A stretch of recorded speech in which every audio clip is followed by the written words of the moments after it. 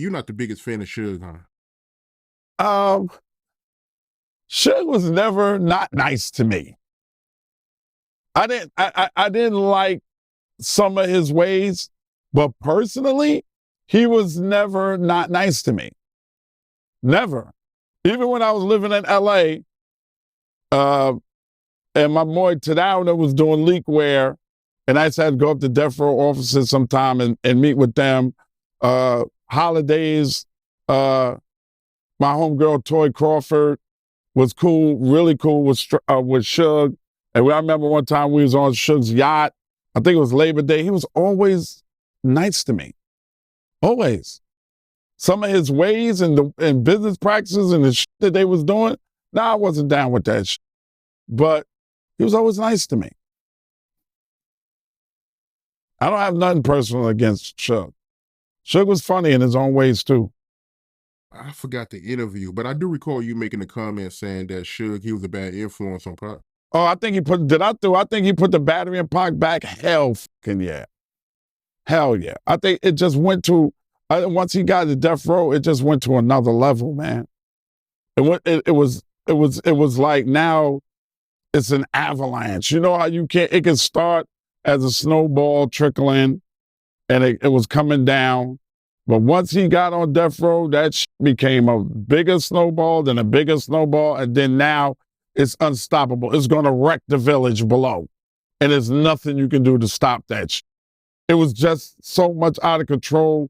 Media was involved in it. Everybody was involved in it. And it was no way to stop that shit.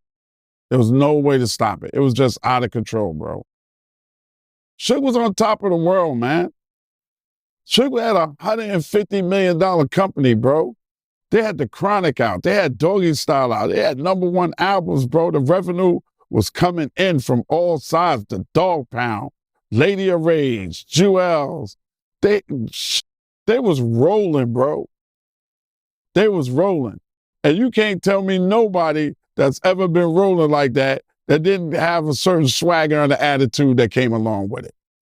He was rolling, man. At one point, Death Row, we had Dre, Nick.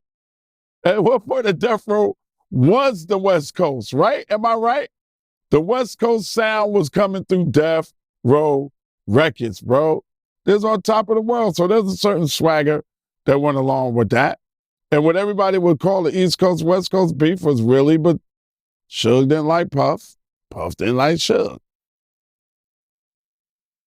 One represented the East, one represented the West, and they turned a whole damn bi-coastal war because of it.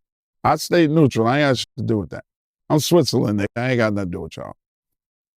Because I knew what it was. They ain't got nothing to do with me. I want to backtrack to the week that Pac died. I know you and Pac, y'all had that run-in after the MTV Awards, but I want to ask you. That was in New York.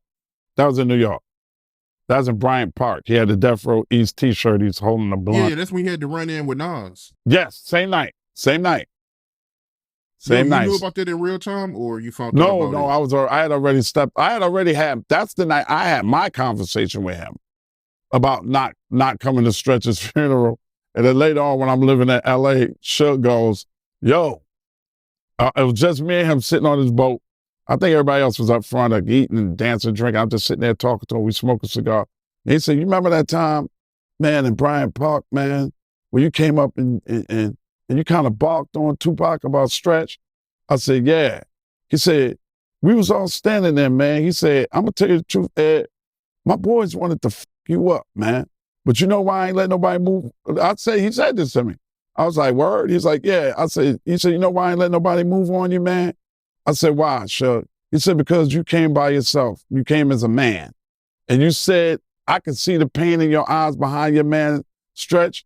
And you didn't roll up there with no whole bunch of people. If you'd have came with like a bunch of niggas, it would have probably been some nasty shit that went down there. But you walked up to him by your fucking self, and you didn't even give a fuck that we were standing there. I said, that's the way I felt at the time. I was always taught, you come as a man, bro. You walk in as a man, walk out as a man. He said, I respected that shit. He said, I respected that. I respected that shit. I might not agree with it at the time, but I respected that shit. I was like, I appreciate it, bro. Thanks for letting me know I could have got stomped out. It probably wouldn't have turned out that way, but So I had niggas in the park too, but cool. I appreciate it, bro. I appreciate you recognizing me being a man. And that's all I was saying to Pac is, as a man, that was your man. That's your man that held you down when you first started coming to New York City.